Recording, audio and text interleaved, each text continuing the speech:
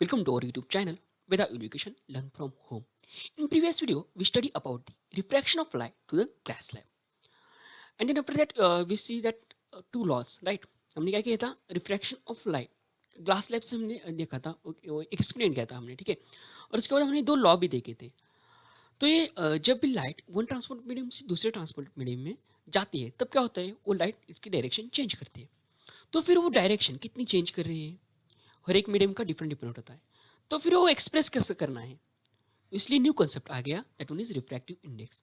तो refractive index के बारे में आज हमें स्टडी करना है। तो आज का वीडियो हम स्टार्ट करते हैं। रिफ्रैक्टिव इंडेक्स, ये रिफ्रैक्टिव इंडेक्स असल में है क्या? Area of light that travels from one transport medium to other transport medium and it changes its direction in second medium, right. यानी कि जब भी लाइट एक मीडियम से दूसरे मीडियम जाती है तब क्या होता है, वो उसकी डायरेक्शन चेंज करती है। हमें पता है light travels in straight line in one medium, right. यानी कि एक ही मीडियम में जब लाइट ट्रैवल्स करती है तो वो स्ट्रेट लाइन में ट्रैवल करती है। पर जब भी लाइट मीडियम चेंज करती है, यानी एक मीडियम से दूसरे मीडियम में जाती है, तब क्या करती है वहाँ पर, it changes its direction, that is refraction, right. यानी कि रिफ्रैक्शन होता है, ये हमें पता है। सो वो जो चेंज कर रहा है, राइट, यानी कि वो जो डायरेक्शन चेंज कर रहा है, that we have to express ना। ये डायरेक्शन जो चेंज कर रहा है, वो बेंड हो रहा है, वही हमारा रिफ्रैक्टिव इंडेक्स है। Now see here, the extent of change in direction that takes place in a given pair of media may express in terms of refractive index. That means वो जो लाइट इसकी direction change कर रही है, ये हमें किसी ना किसी एक्सप्रेस करना है, वही हमारा रिफ्रैक्टिव इंडेक्स है। यानी कि हम उसको रिफ्रैक्टिव इंडेक्स में एक्सप्रेस करते हैं। ठीक है, दिस वन इज क्लियर। ये न्यू कंसेप्ट क्यों है, ये भी क्लियर हुआ। Now see here, refractive index depends on velocity of light in the medium. अब आप बोल रहे हैं एक कैसे refractive index velocity of light पर डिपेंड है, ऐसा कैसा होगा? वो डिपेंड होता है, ऐसा क्यों? तो ये देखो for example, now see here, अब ये तो देखो एक ग्लास मीडियम है, ठीक है, एक ग्लास मीडियम है, ठीक है। इसमें कैसे atoms very close close close close रहते हैं, राइट। एटम्स इसमें एक ग्लास मीडियम कब फॉर्म होगा, जब बहुत सारे एटम एक साथ आएंगे तभी ग्लास मीडियम फॉर्म होगा। बिकॉज एक साथ क्लोज रहते, क्लोज पैकेट में रहते हैं ना ये सब। अब ये समझो, जब भी लाइट इस एयर मीडियम से ग्लास मीडियम में जाने वाली है तब क्या होता है, हमें पता है एटम क्या, ग्लास मीडियम में एटम ऐसे ऐसे क्लोज रहते हैं। जब भी एक लाइट एक एटम से दूसरे एटम जाती है, यानी कि when light strikes on one atom, then at that time it observes that light and emit. ऐसे ग्लास में बहुत सारे एटम ऐसे क्लोज क्लोज रहते हैं, इसलिए एक एटम ऑब्जर्व करेगा, दूसरे का देगा, ऑब्जर्व करेगा, दूसरे का देगा। इसमें बहुत सारा टाइम लगने वाला है, राइट। इसमें बहुत सारा टाइम लगने वाला है। So here velocity of light कैसी होने वाली है, कम होने वाली है। यानी कि बहुत सारा टाइम लेने वाला है, इसका मतलब क्या है, वहाँ पर वेलोसिटी ऑफ लाइट कम होने वाली है। ये रहा हमारे क्लास में। सेम एयर में कैसे होगा, एयर में बहुत सारे ये जैसे एटम है, ये दूर दूर रहते हैं, राइट। ये एटम कैसे दूर दूर रहते हैं। सो इस केस में क्या होने वाला है, एटम एब्जॉर्ब्स इमिट, एब्जॉर्ब इसमें इसमें टाइम बहुत, यस, इसमें टाइम बहुत कम लगने वाला है। पर एज कम्पेयर टू दिस, इसमें टाइम बहुत ज़्यादा लगने वाला है। So here velocity of light, yes, कैसी रहेगी, यहाँ पर वेलोसिटी ऑफ लाइट कम रहेगी। एंड यहाँ पर एयर मीडियम में कैसे रहेगी, एयर में वेलोसिटी ऑफ लाइट, यस, ज़्यादा रहेगी, क्योंकि एटम्स बहुत दूर दूर रहते हैं, राइट। यहाँ पर एब्जॉर्प्शन इमिशन, एब्जॉर्प्शन इमिशन, इसमें टाइम कैसा कम लगने वाला है, right. So here velocity of light is more, and here in glass medium velocity of light in is कैसे कम होने वाले हैं, ठीक है। हुआ, refractive index velocity of light पर कैसे डिपेंड होती है, हमें पता चला, राइट ना। अभी हमने देखा वाटर में कैसे होगा, वाटर में ग्लास और एयर के बीच में रहता है, यानी कि जो वाटर रहता है उसमें थोड़ा क्लोज रहता है, बहुत क्लोज नहीं, यानी कि ग्लास में कैसे एकदम क्लोज रहते हैं वैसे नहीं। ये वाटर मॉलिक्यूल, ये देखो थोड़ा क्लोज रहता है as compare to air and as compare to glass. So air यहाँ पर कैसे होने वाला है, velocity of light, yes, air से भी कम होने वाली है और ग्लास से वेलोसिटी ऑफ लाइट ज़्यादा रहने वाली है। Okay, this one is clear. That means refractive index depends on velocity of light, यानी कि डायरेक्शन जो चेंज होने वाली है, यहाँ से देखो ये डायरेक्शन चेंज जो होने वाली है वो किस पर डिपेंड है, यस, उसके मीडियम में डिपेंड है, velocity of light. Now, the value of refractive index is different for different media and also for light of different colors for a same media. Okay, अभी हमने देखा glass, air and yes this water medium में अभी हमने देखा ना. Yes now see here glass air and water medium में अभी हमने देखा क्या हो रहा था. वहाँ पर refractive index is different for different area, right ना. क्योंकि यहाँ पर इसका यस रिफ्रैक्टिव इंडेक्स डिफरेंट रहेगा, इसका भी डिफरेंट रहेगा और इसका भी डिफरेंट रहेगा, राइट. रिफ्रैक्टिव इंडेक्स में शॉर्ट हमने वो देखा है कि वो जो डायरेक्शन चेंज करे वो हम ये रिफ्रैक्टिव इंडेक्स में एक्सप्रेस कर रहे हैं, राइट. सो हर एक मीडियम का रिफ्रैक्टिव इंडेक्स ये डिफरेंट रहता है, उसकी वैल्यू भी हम देखेंगे, ठीक है ना.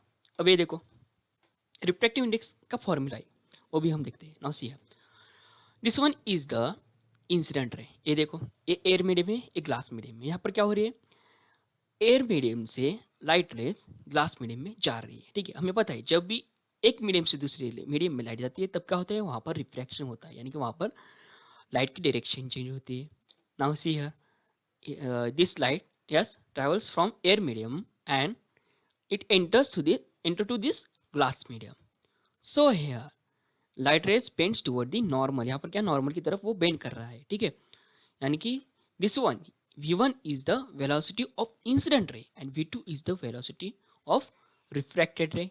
This one is clear.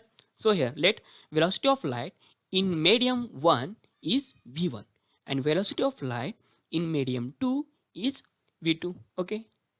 Now the refractive index of a second medium with respect to first medium. Here now see here refractive index of a second medium with respect to first medium. यानी कि ये क्या है refractive index हम किसकी निकाल रहे हैं, medium 2 with respect to medium 1. यानी कि यहाँ पर इस केस में लाइट यस एयर मीडियम से यस ग्लास मीडियम में आ रही है, यानी कि फर्स्ट मीडियम से दूसरे मीडियम में आ रही है. तो इसका फॉर्मूला क्या आने वाला है, yes ratio of velocity of light in first medium to the velocity of light in second medium. Now see है एक रट्टा मारने की जरूरत है. यहाँ पर देखो रिफ्रैक्टिव इंडेक्स ऑफ मीडियम 2 निकाल रहे हैं हम यहाँ पर, ठीक है. Refractive index of medium 2 with respect to 1. यही मैथमेटिकल फॉर्म में हम कैसे लिखने वाले हैं, रिफ्रैक्टिव इंडेक्स यहाँ पर देखो मैथमेटिकल फॉर्म में कैसे लिखने वाले हैं, रिफ्रैक्टिव इंडेक्स ऑफ मीडियम 2 यहाँ पर 2 लिखेंगे. Yes refractive index of medium 2 की निकाल रही है ना, सो यहाँ पर 2 लिखेंगे. So with respect to 1 means यहाँ कहाँ से लाइट आ रही है, मीडियम 1 से लाइट आ रही है, राइट. मीडियम 1 से लाइट आ रही है वो मीडियम 2 में जा रही है. ये मैथमेटिकल फॉर्म में हम लिखा है. यानी कि देखो refractive index of second medium with respect to first medium, यही हमने मैथमेटिकल फॉर्म में लिखा हुआ है. Refractive index of second medium with respect to first medium. इसका मतलब क्या है, light enters from yes air medium to glass medium, correct. यानी कि light air medium first medium से सेकंड मीडियम में जा रही है. यहाँ पर एग्जांपल हम एयर और ग्लास मीडियम का ले रहे हैं, पर असल में इन जनरल क्या हो रहा है, यस जब भी हम ऐसा लिखेंगे 2n1 इसका मतलब क्या है, लाइट रेज यस एयर से सॉरी फर्स्ट मीडियम से सेकंड मीडियम में एंटर हो रही है, राइट. अगर मैंने ऐसा लिखा नाउ सी अगर मैंने ऐसा लिखा n1 2 इसका मतलब क्या है, इसका मतलब क्या है, now here see here refractive index of medium 1 with respect to medium 2. इसका मतलब क्या है, लाइट रेज सेकेंड मीडियम से यानी कि ए ऐसा सेकेंड मीडियम से यस फर्स्ट मीडियम, ये फर्स्ट मीडियम ना एयर मीडियम फर्स्ट मीडियम में जा रही है. इसका मतलब ए है, ठीक है. इसका मतलब 2n1 का मतलब लाइट रेज फर्स्ट मीडियम से सेकेंड मीडियम में जा रही है. n2 1n2 का मतलब इसका मतलब क्या है, light rays yes second medium से फर्स्ट मीडियम में जा रही है, राइट. सेकंड मीडियम से फर्स्ट मीडियम में जा रही है, ठीक है. रिफ्रैक्टिव इंडेक्स हम निकालते हैं, यानी कि जब भी लाइट की डायरेक्शन चेंज करती है तब के हम निकालते हैं, ठीक है. Now for this case 2n1 case यानी कि refractive index of second medium with respect to first medium, इस केस में क्या होने वाला है, you have to write in numerator velocity of light that one is in air, यानी कि विथ रिस्पेक्ट टू हम लिखते हैं ना यहाँ पर 1 से, यानी कि लाइट फर्स्ट मीडियम से यहाँ पर दूसरे मीडियम में जा रही है, इसलिए हम velocity of light first medium का हम न्यूमरेटर में लिखने वाले हैं. एंड वेलोसिटी ऑफ लाइट कहाँ पर जा रही है, सेकंड मीडियम में जा रही है, इसलिए ये डिनोमिनेटर में velocity of light in medium 2, ठीक है. अब मैंने सेकंड केस ली थी क्या, अब लाइट कहाँ से कहाँ जा रही है, लाइट सेकंड मीडियम से फर्स्ट मीडियम में जा रही है, तो इसलिए यहाँ पर रिफ्रैक्टिव इंडेक्स हमें यस फर्स्ट मीडियम का निकालना है. तो फिर हम कैसे मैथमेटिकली लिखेंगे, यस 1n2 ऐसे लिखेंगे. तो फिर इसका फॉर्मूला कैसे आएगा, refractive index of medium 1 with respect to medium 2, यानी कि लाइट, यस सेकंड मीडियम से फर्स्ट मीडियम में आ रही है, तो इसका रिफ्रैक्टिव इंडेक्स कैसा आने वाला है, यस इसका refractive index velocity of light, yes कहाँ से आ रहे हैं वो लिखना होगा, कहाँ से आ रहे हैं, ये इस ग्लास से आ रहे हैं, यानी कि सेकंड मीडियम से आ रहे हैं। So velocity of light in second medium, right, to the first medium, so V2 upon V1। समझ में आया, यस कुछ नहीं इसमें, जब भी आप रिफ्रैक्टिव इंडेक्स निकाल रहे हैं तब लाइट, यस रिफ्रैक्टिव इंडेक्स कब आने वाला है, जब रिफ्रैक्शन होगा, यस यानी कि फर्स्ट मीडियम से सेकंड मीडियम में जब लाइट जाने वाली है तब की कंडीशन, वो डायरेक्शन चाहिए, यानी कि वहाँ पर रिफ्रैक्टिव इंडेक्स, राइट। तब उस केस में जब भी आप रिफ्रैक्टिव इंडेक्स निकालते हैं तब उसका फॉर्मूला कैसे आने वाला है, velocity of light of first medium, यानी कि लाइट कहाँ से आ रही है वो, upon velocity of light in second medium, यानी कि जो रिफ्रैक्ट हो गया है, यस उसकी velocity, velocity of light in second medium, ठीक है, ऐसा कुछ नहीं इसमें, ठीक है। If the first medium is vacuum, अगर फर्स्ट मीडियम जो मैं एयर बोल रहा हूँ अगर वैक्यूम है तो उसको हम क्या बोलेंगे, एब्सोल्यूट रिफ्रैक्टिव इंडेक्स, उसको क्या बोलेंगे हम, absolute refractive index. The refractive index of medium with respect to vacuum is called absolute refractive index. अब कुछ वैल्यू दिए हुए, नाउ सी है in this table some substance are given, यहाँ पर air, ice, water, alcohol, kerosene, fused cost, turpentine oil, benzene, ground glass, rock salt, ये दिए हुए हैं उसके सब्सटेंस, ठीक है। उसके रिफ्रैक्टिव इंडेक्स दिए 1.003, एयर का, आइस का 1.31, पर ये सभी वैक्यूम से, यानी कि ये देखो refractive index of medium, for example refractive index of air with respect to vacuum is 1.003. Same here. Rock salt का देखो, refractive index of rock salt with respect to vacuum is 1.54. यानी कि जब भी आप रिफ्रैक्टिव इंडेक्स ऑफ एयर बोलते हैं, ठीक है, रिफ्रैक्टिव इंडेक्स ऑफ एयर, ठीक है, यहाँ पर मैं लिखता हूँ refractive index of air with respect to vacuum, with respect to vacuum, ठीक है, यानी कि वैक्यूम से एयर में वो आ रही है, ठीक है, वैक्यूम से एयर में वो आ रही है, तब रिफ्रैक्टिव इंडेक्स इसकी वैल्यू कितनी है, 1.003, राइट, 1.003।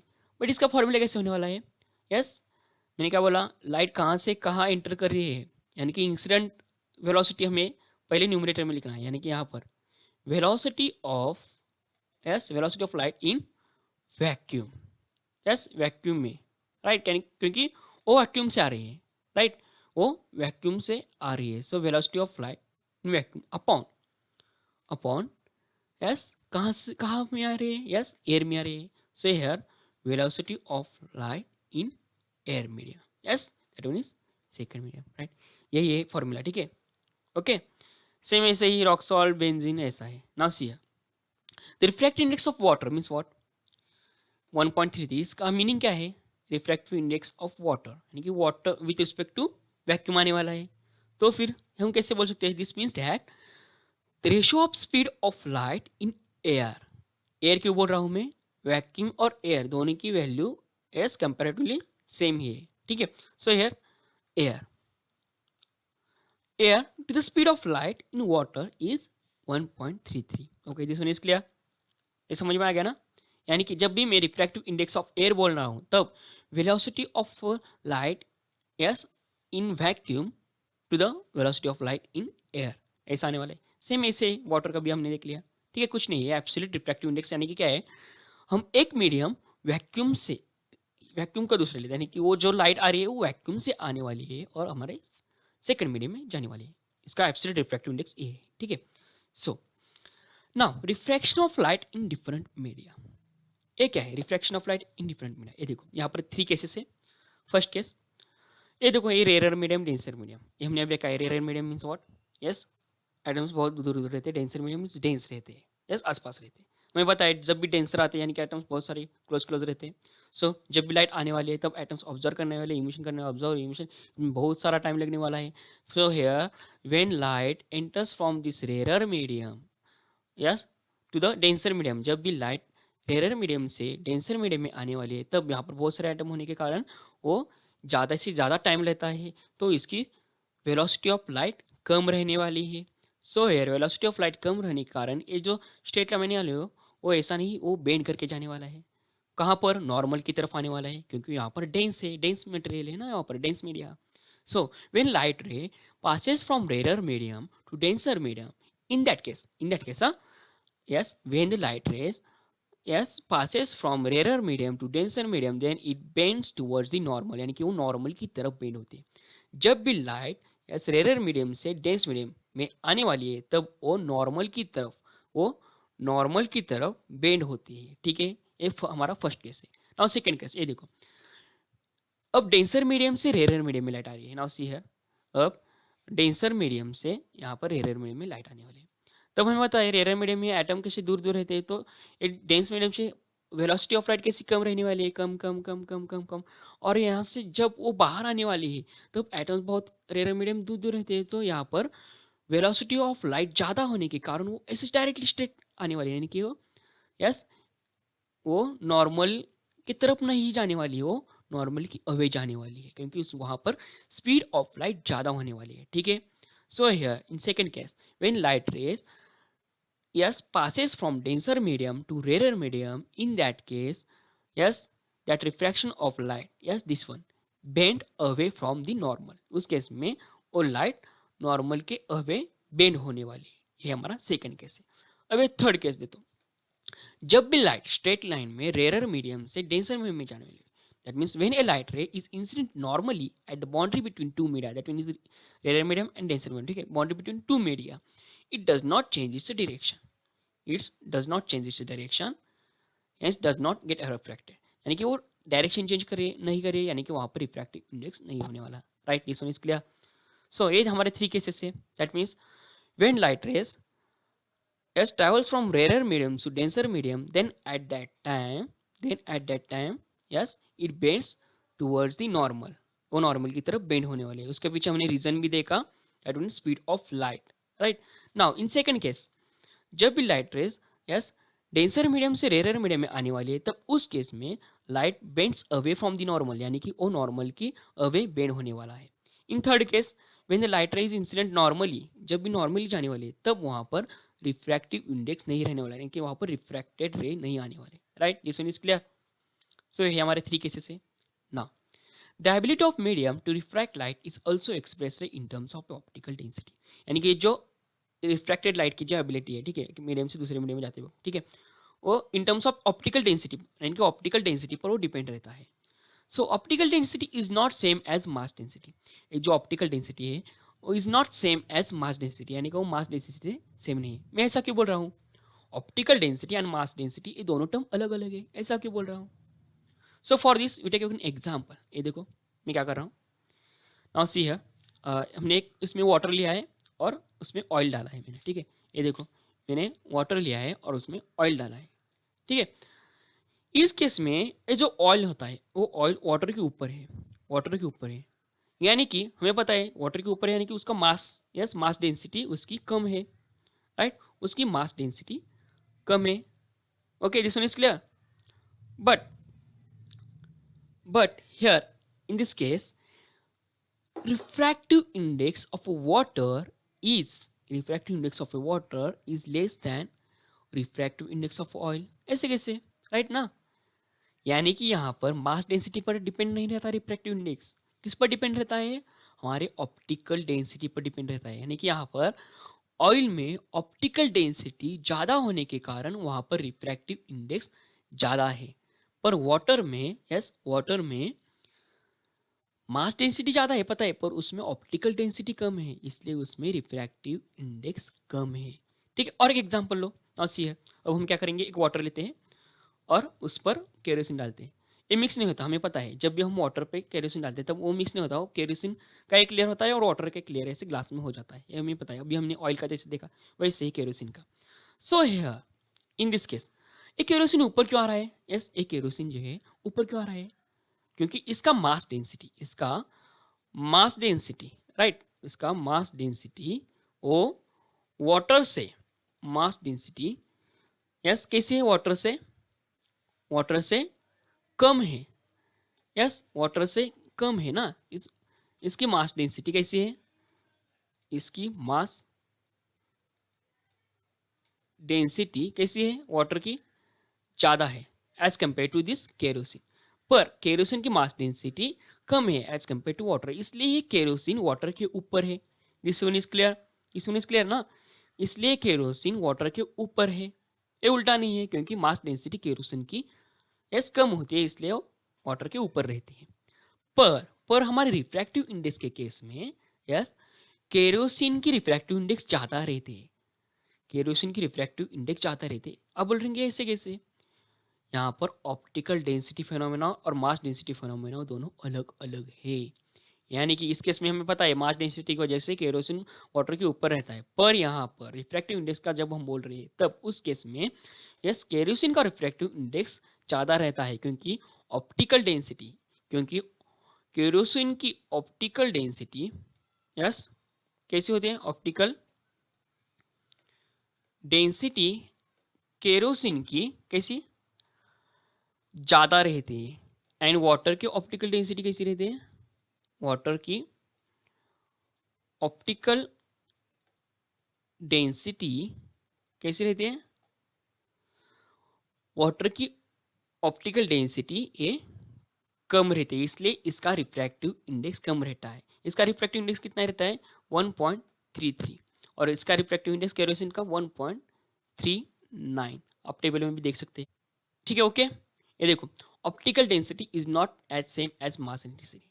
ये कंसेप्ट अलग है, यानी कि रिफ्रैक्टिव इंडेक्स हमारा ऑप्टिकल डेंसिटी पर डिपेंड रहता है, मास डेंसिटी पर डिपेंड नहीं रहता। इस एग्जांपल से आपको पता चला होगा। ठीक है, इस वन इज क्लियर।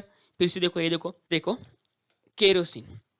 जब भी हम एक ग्लास में वाटर और केरोसिन लेने वाले हैं, तब केरोसिन का एक लेयर ऊपर रहता है और वाटर का लेयर नीचे रहता है। ऐसा क्यों होता है? ऐसा मास डेंसिटी की वजह से होता है, यानी कि केरोसिन का मास डेंसिटी वाटर से कम होता है, इसलिए हमारा केरोसिन ऊपर रहता है। पर जब भी हम रिफ्रैक्टिव इंडेक्स के बारे में बात करते हैं, तब उस केस में हम मास डेंसिटी ध्यान में नहीं रखते हैं। वहाँ पर ऑप्टिकल डेंसिटी ये हम कंसेप्ट लेते हैं। ठीक है, ऑप्टिकल डेंसिटी लेते हैं। केरोसिन की ऑप्टिकल डेंसिटी वाटर से ज़्यादा रहती है, सो इसलिए केरोसिन की रिफ्रैक्टिव इंडेक्स यस वाटर से ज़्यादा है 1.39, बट वाटर का रिफ्रैक्टिव इंडेक्स 1.33 है, जो केरोसिन से कम है। ऐसा क्यों? क्योंकि optical density of water is less than that of kerosene. ठीक है, यानी कि हमारा रिफ्रैक्टिव इंडेक्स ये जो है मास डेंसिटी पर डिपेंड नहीं होता, वो ऑप्टिकल डेंसिटी पर ही डिपेंड रहता है। I think this one is clear. When can we say that medium is optically denser then the other? ऐसा हम कब बोल सकते हैं? Now see here, in comparison to media, one with a larger refractive index and is optically denser medium than the other. One with a larger refractive index is optically denser. हमें पता है जब भी मैं रिफ्रैक्टिव इंडेक्स ज़्यादा है ऐसा बोल रहा हूँ, यानी कि वो रेयर मीडियम होगा या डेंसर मीडियम होगा? यस, डेंसर मीडियम होगा। यानी कि डेंसर मीडियम में हमारा रिफ्रैक्टिव इंडेक्स कैसा रहता है? ज़्यादा रहता है। और रेयर मीडियम में हमारा रिफ्रैक्टिव इंडेक्स कम रहता है। So the other medium of low refractive index is optically rarer. Rare denser जो बोल रहा हूँ वो हमें ऑप्टिकल के लैंग्वेज में देखना है कि optical rare medium, optical denser medium. ठीक है, जब भी मैं ऑप्टिकल डेंसर मीडियम बोल रहा हूँ तब उस केस में वहाँ पर रिफ्रैक्टिव इंडेक्स ज़्यादा रहने वाला है। और जब भी मैं ऑप्टिकल रेयर मीडियम बोलने वाला हूँ, ठीक है, ऑप्टिकल रेयर मीडियम, उस केस में हमारा रिफ्रैक्टिव इंडेक्स लोअर रहने वाला है। Okay, this one is clear. So the speed of light is higher in rarer medium than a denser medium. तो इस केस में रेयर मीडियम में स्पीड ऑफ लाइट जो रहती है वो डेंसर मीडियम से ज़्यादा रहती है। राइट, वो हमने देखा ही कैसे रहता है सॉलिड वाटर एंड यस, हमने पर्टिकुलर एग्जांपल भी लिए थे ना।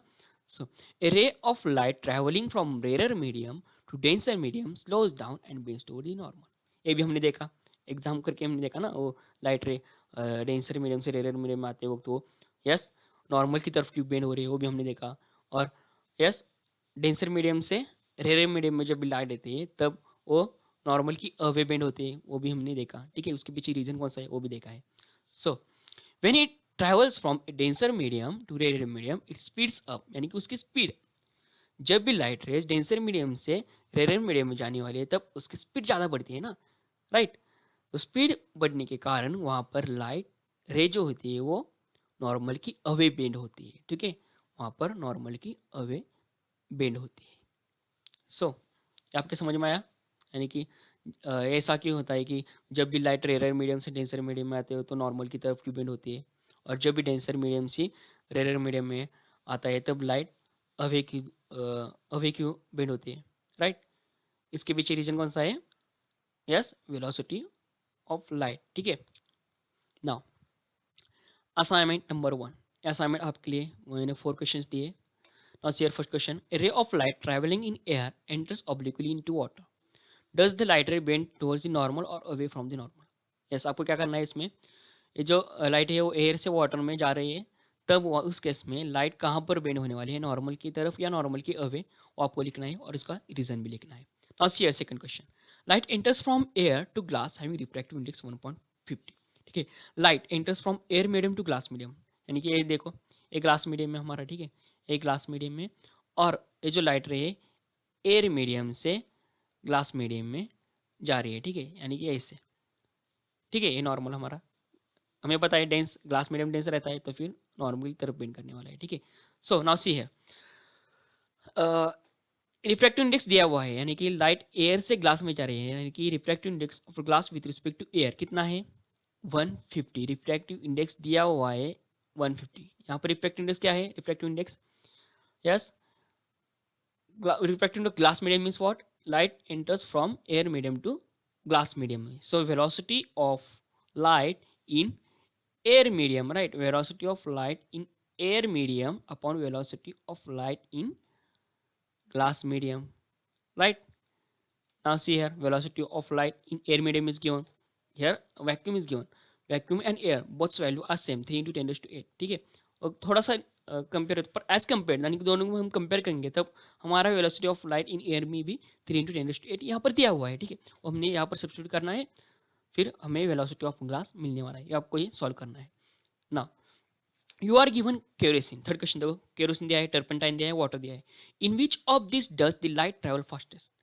इस केस में केरोसिन, टर्पेंटाइन और वाटर दिया हुआ है, उस केस में which does the light travel faster, यानी कि हमें यहाँ पर रिफ्रैक्टिव इंडेक्स यानी कि इसकी वैल्यू देखनी होगी, केरोसिन, टर्पेंटाइन और वाटर की रिफ्रैक्टिव इंडेक्स हमें देखना होगा, और आप यस, उससे हमें पता चलेगा ना कि लाइट कहाँ पर कहाँ फास्ट हो रही है, कहाँ स्लो हो रही है। यानी कि जब भी रिफ्रैक्टिव इंडेक्स ज़्यादा रहते हैं, यानी कि वहाँ पर लाइट रेस यानी कि वेलोसिटी ऑफ लाइट कैसी रहती है? कम रहती है, हमें पता है, राइट।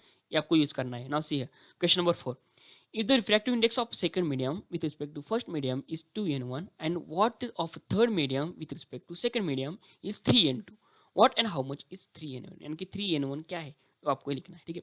ये 4 क्वेश्चन आपको सॉल्व करने हैं। अगर आपको कोई भी प्रॉब्लम आ रहा है, if you have any problem in solving this questions, then you can see my next video, that one is answer of assignment number 1, ठीक है। you will see that answer of assignment number 1 आप वो देख सकते हैं, पर आप खुद ही वो सॉल्व करो। अगर प्रॉब्लम आ रही है तभी आप वो वीडियो देखो, ठीक है। आज हमने क्या देखा? आज हमने रिफ्रैक्टिव इंडेक्स क्या है, रिफ्रैक्टिव इंडेक्स हर एक मीडियम में डिफरेंट डिफरेंट रहता है, वो भी हमने देखा, राइट। तो फिर वो लाइट जो रहती है, यानी कि हमने 3 केसेस भी देखे, डेंसर मीडियम से रेयर मीडियम में जब लाइट आती है और रेयर मीडियम से डेंसर मीडियम में लाइट आती है, वो भी हमने देखा। यानी कि जब भी लाइट रेयर मीडियम से डेंसर मीडियम में आती है तब वो नॉर्मल की तरफ बेंड होती है, और जब भी डेंसर मीडियम से रेयर मीडियम में आते हैं तब वो नॉर्मल की अवे बेंड होती है। वो ऐसा क्यों होता है? Due to the velocity of light, वो भी हमने देखा है, राइट। वेलोसिटी ऑफ लाइट क्यों चेंज होती है, वो भी हमने देखा है, ठीक है। और एक जो मास डेंसिटी में बोल रहा हूँ और ऑप्टिकल डेंसिटी, ये दोनों अलग अलग है, तो फिर रिफ्रैक्टिव इंडेक्स किस पर डिपेंड रहता है? रिफ्रैक्टिव इंडेक्स हमारे ऑप्टिकल डेंसिटी पर डिपेंड होता है, ये भी हमने आज देखा है, ठीक है। ये 4 क्वेश्चंस आपको दिया है, आपको सॉल्व करना है। सो मिलते हैं अपने अगले वीडियो में, बाय।